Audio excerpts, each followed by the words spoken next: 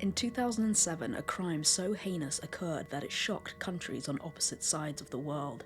Lindsay Hawker was a 22-year-old British teacher who was murdered in Japan by Tatsuya Ichihashi. CCTV footage would capture the pair just hours before the killing. Tatsuya managed to evade capture for 2 years, and during that time, he performed plastic surgery on himself to alter his appearance. So how did police catch him in the end? And what was it about this murder that was so disturbing it shook the world? Lindsay Hawker was born December 30th, 1984, near Coventry in England. She had parents and 2 sisters whom she loved. She had graduated from the University of Leeds with a first-class honours degree in biology in 2006. She was ambitious and wanted to start a master's degree, but decided to take time off first to travel with her boyfriend. Lindsay would set off first to Japan to teach English, and her boyfriend would join her a year later. In October 2006, Lindsay started teaching at Nova in Tokyo, which was Japan's largest private English conversation school at the time. The school is prestigious, and Lindsay was very happy to get hired there. She moved in with 2 other female teachers away from the center of the city. They lived in Chiba, east of Tokyo, because it was cheaper than living centrally. In her free time, Lindsay explored the awe-inspiring sights of Tokyo, thoroughly enjoying what the city had to offer. But she missed her family, her friends, and her boyfriend back home, so she regularly kept in contact with them. She told them that she felt safe in Tokyo, and she was enjoying her time there. But her family knew something was terribly wrong when one day, Lindsay stopped replying. On March 26, 2007, Lindsay was reported missing after she didn't show up for work. What happened to Lindsay was disturbing, to say the least. On the 20th of March 2007, Lindsay had finished work and caught the train home. Once at Chiba Station, she got off the train and unlocked her bicycle, which she had kept locked there for the day. As she was getting ready to cycle home, a man approached her and claimed that she was his English teacher. But Lindsay knew that he wasn't one of her students, so she didn't engage him, but the man kept trying to talk to her. She started cycling home, only the man was still following her. He chased after her as she rode her bike home.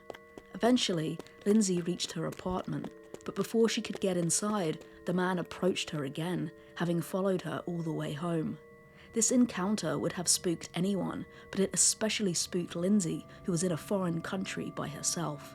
But the man only wanted to ask Lindsay if she'd agreed to tutor him privately. His English wasn't very good, and he thought he needed some help. He offered to meet her in a cafe for the extra lessons and pay her for her time. Lindsay declined the offer. Although she could do with the extra cash, she was already quite busy with work, and she wanted to enjoy her free time as much as she could. The man acknowledged her answer, but having just spent the last few minutes running to catch up with her, he was thirsty. He asked Lindsay if she wouldn't mind giving him a glass of water inside her apartment. Lindsay was skeptical because she didn't know him, but because she lived with 2 roommates, she thought she would be safe. She would show the man that she didn't live alone, and she thought it might be a good idea if her roommates saw his face. So she reluctantly agreed and allowed the man inside. She poured him a glass of water and handed it to him. After quenching his thirst, Lindsay expected him to turn around and go, but he didn't. Instead, he propositioned her again. He said he would pay her 3,500 yen per hour to tutor him. With inflation, this is about 25 USD per hour today. This was a good offer, one that Lindsay didn't think she could turn down. So she agreed to the deal, and the man thanked her. Bizarrely, he then took out a pen and paper from his pocket and started to draw. He drew a picture of Lindsay with his name, number, email address, and the date of their agreed upcoming meeting, the 24th of March, 2007. He then handed the sketch to Lindsay, thanked her again, and finally, he left. The man was Tatsuya Ichihashi. He was 28 years old and lived in Chiba, east of Tokyo. His mother was a dentist, and his father was a doctor, so his family was quite well off. His parents gave him a monthly allowance of 100,000 yen, about $700, which he lived off. Despite having a degree from the University of Chiba, Tatsuya didn't seem to have any ambition, and he didn't work. He was heavily into fitness and frequently went to the gym and cycled 25 kilometers a day. About 6 years before he met Lindsay, he was accused of assaulting a woman during a street robbery, but the matter was settled out of court. 4 days after the initial encounter, Lindsay met Tatsuya in a coffee shop as they had arranged. CCTV footage captured the pair waiting in line for their drinks. In the video, you can see Lindsay touching her hair, which can be interpreted as a self-soothing technique which someone might do when they're feeling stressed or anxious. Lindsay gave Tatsuya his English lesson, and when it was over, Tatsuya, feigning embarrassment, said he'd forgotten the money. But he quickly reassured Lindsay that she would be paid since he only lived a short distance away down the road. He invited Lindsay to come with him to his apartment to get her money. They got into a taxi and went to Tatsuya's apartment nearby. Lindsay was planning to be in and out quickly, so she asked the taxi driver to wait for her. But after 7 minutes of waiting, Lindsay still hadn't turned up, so the driver left. The next day, Lindsay was due to teach at the school, but she didn't turn up. When she didn't show on the 26th of March either, the school reported her missing. They notified her parents and the police. The investigation into Lindsay's whereabouts started at her apartment, where 2 police officers interviewed her roommates. But while there, they found the sketch of Lindsay that Tatsuya had drawn. He had inadvertently made himself the #1 suspect. The police decided to check out Tatsuya, so they went to his apartment at 5:40 p.m, but they weren't allowed to enter without probable cause, so instead they knocked on the neighbour's door, and luckily the neighbours were home, and they kindly let the police enter. The officers went to the balcony so they could peer into Tatsuya's apartment. The apartment was dark, with no lights on, but they could see someone moving around inside, and strangely, Tatsuya's bathtub was on the balcony.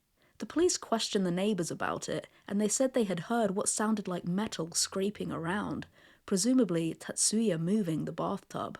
At 7 p.m, the officers called for backup, and an hour later, 7 more police officers arrived. Tatsuya must have heard the officers grouping outside his apartment, because as they were getting ready to enter, he opened the front door and ran barefoot past the startled police. They managed to grab his backpack, but Tatsuya was too quick for them, and he ran out of the building. The officers didn't have radios, so the police at the apartment were unable to alert police on the ground. Unfortunately, Tatsuya was able to escape. The police entered Tatsuya's apartment, and what they found was sickening. They approached the bathtub, and inside it they found Lindsay's naked body, buried in a mixture of compost and sand. She had been bound and gagged with plastic ties and scarves. She had bruises on her face and upper body, suggesting she had been beaten. Tatsuya had strangled her to death, and then shaved her head and dumped her in the bathtub. Police found a number of wigs in the apartment, so it's possible he wanted to make another wig out of Lindsay's hair. After adding the sand and compost mixture, he sprayed it with a substance used to speed up decomposition. He then tried to disguise the scene by placing flower seeds on top to make it look like a flower bed. After the discovery, police notified the media, and Tatsuya's face was plastered across the city on wanted posters and in the news. But he had completely vanished. There was no trace of him anywhere. Since Tatsuya had a thing for wigs, the police thought he might disguise himself, so they released photoshopped images of Tatsuya in various wigs, just in case he was wearing one. Meanwhile, Lindsay's father and her boyfriend travelled to Japan to identify Lindsay's body. Reported sightings of Tatsuya turned out to be dead ends. In the early months of 2008, the police investigated sightings of him in Tokyo, where he had tentatively been identified by male sexual partners. Months began to pass, and the case was going cold. At one point, police claimed that Tatsuya might have taken his own life, allegedly an attempt to scale down the investigation. Lindsay's family was so frustrated with the police that they went to Japan several times themselves to aid in the investigation. Lindsay's father even met members of the Yakuza, Japan's organized crime enterprise, in a bar and asked for their assistance.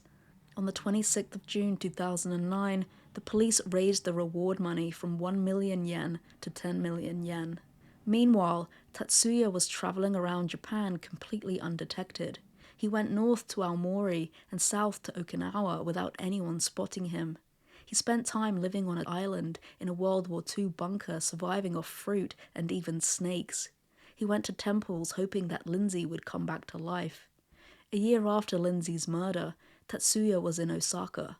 While there, he spent 14 months doing construction work and odd jobs that gave him enough money to get by and save up for plastic surgery. You see, Tatsuya had a plan to change his face so that he could be unrecognizable and evade capture forever. In a gruesome act of desperation to evade capture, Tatsuya had tried to change his appearance himself with scissors and a knife. He had removed 2 moles from his face and thinned his lips. He also had plastic surgery performed to add a fold to his eyelids and have his nose tip uplifted. He was hoping he wouldn't ever be recognized, but unfortunately for him, he was. A plastic surgery clinic was suspicious of a recent patient and contacted police to inform them that they had just worked on the nose of a man they believed was Tatsuya. While at the clinic, Tatsuya had agreed to a before and after picture, which was shared with police. Police then broadcast the images all over the country and told the public to be on the lookout for the man who had altered his appearance. Tatsuya's own co-worker recognized him and contacted police, telling them he had been working with Tatsuya at a construction company in Osaka. Tatsuya saw the news coverage that included his new face and knew the jig was up. He had to get out of Osaka fast. He planned to take a ferry to Okinawa and from there lay low on one of the many surrounding islands. But he wasn't quick enough. On the 10th of November 2009, while waiting to board the ferry to Okinawa, an employee spotted Tatsuya and contacted the police. His life on the run was over, and police arrested him. He was soon charged with abandoning a body and later issued warrants for rape and murder. 8 months later, Tatsuya had his trial. His defense was that he choked Lindsay to stop her screaming while he raped her, but he didn't intend to kill her and tried to revive her when she stopped breathing. He said that he raped her as soon as they stepped in the door. But police had evidence that Tatsuya had made 6 trips to the hardware store to purchase the sand and compost and other materials he used to carry out the murder, and this suggested it was premeditated. The death penalty was on the table, and Lindsay's family had requested it. However, it's rare for someone to be sentenced to death in Japan when they've killed only one person. On the 21st of July 2011, Tatsuya was sentenced to life in prison, where he wrote a book titled Until I Was Arrested, which details his time between the murder and his arrest. In the book, he details his self-mutilation and said that he was so scared when Lindsay died that he ran away. The book sold over 100,000 copies, and he offered Lindsay's family all royalties from the book, but they refused. The book was then turned into a movie. Tatsuya has been incarcerated at Nagano prison ever since. According to another inmate, Tatsuya is aloof and only talks to people he is comfortable with. The prison has annual sports meets, and according to the inmate, during the relay races, Tatsuya is fast and outruns everyone else. Tatsuya's parents reportedly visit him every month and give him plenty of money to buy clothes, toiletries, food, and other goods. Sadly, according to the inmate imprisoned with Tatsuya, people write to him. He said, "He seems to have many passionate fans." While Tatsuya gets to continue living and receive admiration, Lindsay's life is over. Her family miss her and live with the pain every day. But they believe justice was done, and after Tatsuya's sentencing, Lindsay's father Bill told journalists, "We've waited 4.5 years to get justice for Lindsay. We have achieved that today. Lindsay loved Japan, and you have not let her down."